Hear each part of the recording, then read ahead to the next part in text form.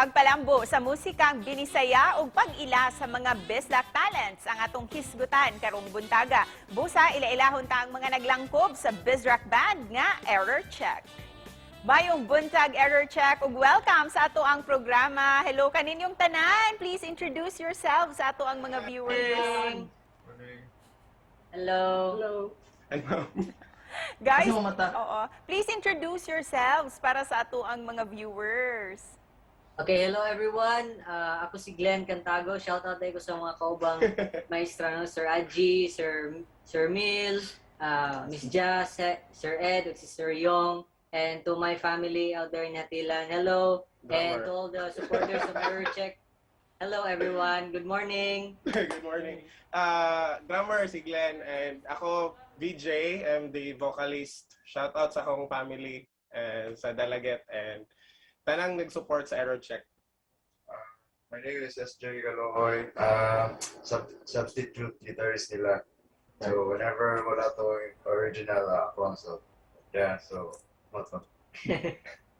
Go. So yeah, my name is Gabriel. Gabriel, bistok ng dako. So akong baista diri sa Error Check and by the way, wash out ko sa kong mga parents nga, especially sa kong mama nga magligamo or like mag-prepare sa among breakfast before sa panarbaho. Ay Mama Mimi at Papa Sammy.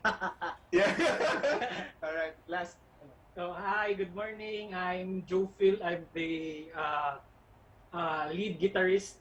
Shout out di ko sa akong sister nga si Citadel ug akong mama si Eda, akong isa pa kaapit. VJ, mag-throwback ta this morning. Kanusa ugi unsa ninyo pag-umol ang inyong banda nga Error Check? Ang previous ang ngalan sa unang nga banda is Wrong Error. So kami naguna-una kami, wala pa man mi name. So utan na siya, sige Error Check since most of us is teacher. So check. Tapos naiusan na mo nga error which is sa Indiana nagpalahi siya, mag-pilot na siya. So that's the story of Error Check. Busa for Gabriel this time, why do you think nga ang mga bisdak mo stand out gayon ilabi na sa natad sa musika? Sa yun ra kay na naon nimo na diri tanan mga bungitang manunulat sa musika. Naon na to si Max Sorban akong usa sa among inspirasyon sa classic na siya. And another thing, as you may know, ang Cebu mo na ang guitar capital of the Philippines. So, yun na, wala na yung question about that. Despite sa nagkadaghang mga artist karon o nagkalain-lain na ang mga genre sa music karon, why must Cebuano continue listening sa Bizrock music? Yes, amo is diverse yun ang music. So, especially sa Bizrock, usa siya sa nagpabuhi balik sa pinulungang Bisaya. As a musician, gihawanan nila daan mo ang agianan. So, thankful sa Manila.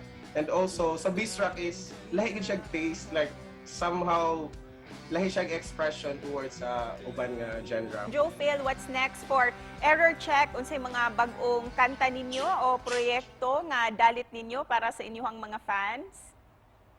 As of now, nag-focus mi sa promoting sa among mga original singles, original songs namo. Kanya karon nami bagong kanta. Ang latest na mga release kay Dili Di Ay Kita. Entitled Dili Di Ay Kita. Oh, wala siya mo. Parang ang Glenn. Sa among drummer. True to life, Juday ng kanta, ha? Actually, Paano ma'am, sa collaboration sa writing, like, mahimutang sa good nga based on experience sa previous nga mga, bili sa karon nga, sa Sige, klaruhon ta na ha, previous experiences. Busa, isip pa na po, Error Check, mamahimo ba ka mo nga makaharana para sa ato ang audience this morning? Yes, ma'am. Grabe ka sakit, grabe ka pait, hingog ako, ako kasabot, grabe ka huot, hindukan ko.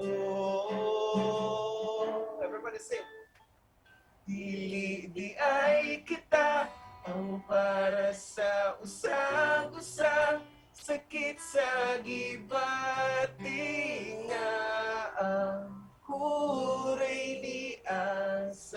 andam na unta ako, handa man kasing-kasing ko. Sakit nga dawaton, dili di ay kita. Nice! Nice one! Pagkanindot sa inyong kanta, I love the song. Congrats kaninyo guys! Ug daghang salamat, Error Check! Thank you, ma'am. Good morning, may buntag.